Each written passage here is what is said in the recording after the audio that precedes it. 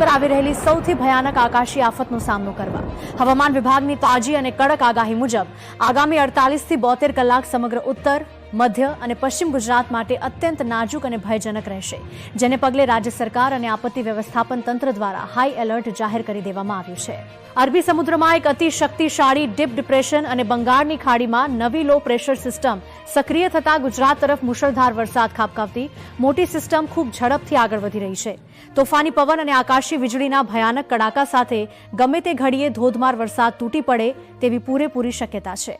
તો આજના ખાસ અને લેટેસ્ટ અપડેટમાં આપણો મુખ્ય પ્રશ્ન એ છે કે આગામી કલાકોમાં ગુજરાતના કયા કયા વિસ્તારોમાં જળબંબાકાર થશે અને પૂરનું સંકટ ઘેરાશે।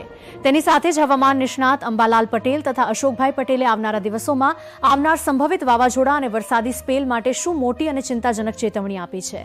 આ બધી વિગતો જાણીએ એ પહેલા જો તમે અમારી ચેનલ પર નવા આવ્યા હોવ તો ખાસ સબસ્ક્રાઇબ કરી લેજો, જેથી વરસાદ અને હવામાનની પડેપડની સાચી માહિતી તમને સૌથી પહેલા મળતી રહે। હવે જો દેશ અને આપણા ગુજરાતના વાતાવરણની તાજી સ્થિતિ અંગે વાત કરીએ તો મોન્સૂનની આ નવી સિસ્ટમ અત્યારે પૂરેપૂરી આક્રમક બની ચૂકી છે। ભારતના ઉત્તરીય પહાડી વિસ્તારો અને પૂર્વના રાજ્યોમાં ભારે તબાહી મચાવ્યા બાદ હવે આ ચોમાસાનો વરસાદી પટ્ટો સીધો ગુજરાત તરફ નીચે ધસી રહ્યો છે। છેલ્લા 24 કલાકના તાજા સરકારી રિપોર્ટ પર નજર કરીએ તો ઉત્તર ગુજરાત તેમજ કચ્છ અને સૌરાષ્ટ્રના સરહદી વિસ્તારોમાં મેઘરાજાએ વિધિવત ધમાકેદાર એન્ટ્રી કરી દીધી છે અને અનેક જગ્યાએ રસ્તાઓ જળમગ્ન થઈ ચૂક્યા છે। તાજેતરના હવામાન આંકડા અનુસાર સૌરાષ્ટ્રના મોરબી, સુરેન્દ્રનગર, જામનગર, દેવભૂમિ દ્વારકા અને પોરબંદર જિલ્લામાં તોફાની વરસાદી ઝાપટા પડી ચૂક્યા છે, જેને કારણે નીચાણવાળા વિસ્તારો, રસ્તાઓ અને ખેતરોમાં પાણી ભરાવાના શરૂ થઈ ગયા છે। બીજી તરફ ઉત્તર ગુજરાતના બનાસકાંઠા, અંબાજી, પાટણ, મહેસાણા અને સાબરકાંઠામાં પણ મેઘરાજાએ તોફાની બેટિંગ કરી છે।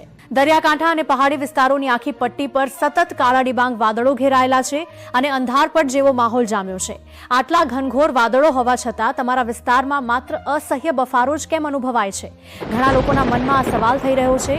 તો એનું મુખ્ય કારણ દરિયા પરથી ફૂંકાતા અતિ ઝડપી તોફાની પવનો છે।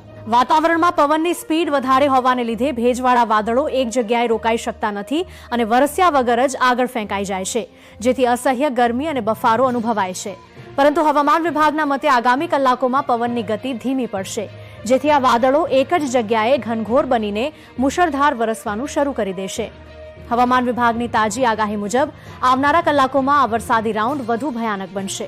મધ્ય ગુજરાતના વડોદરા, અમદાવાદ, આણંદ, ખેડા અને પંચમહાલમાં ગાજવીજ સાથે ભારેથી અતિભારે વરસાદી ઝાપટા પડે તેવી પૂરેપૂરી શક્યતા છે। આ સાથે ઉત્તર ગુજરાતના અરવલ્લી, બનાસકાંઠા અને પાટણમાં પણ વાતાવરણ પલટાશે અને નીચાણવાળા વિસ્તારોમાં પાણી ભરી દે તેવો વરસાદ તૂટી પડશે। સૌરાષ્ટ્રના રાજકોટ, અમરેલી, ભાવનગર અને કચ્છ જિલ્લામાં પણ તોફાની પવનો અને વીજળીના કડાકા સાથે વરસાદી તાંડવ થઈ શકે છે, જેને પગલે તંત્ર દ્વારા નદી કાંઠાના ગામોને સાવચેત રહેવાની ખાસ સૂચના આપવામાં આવી છે।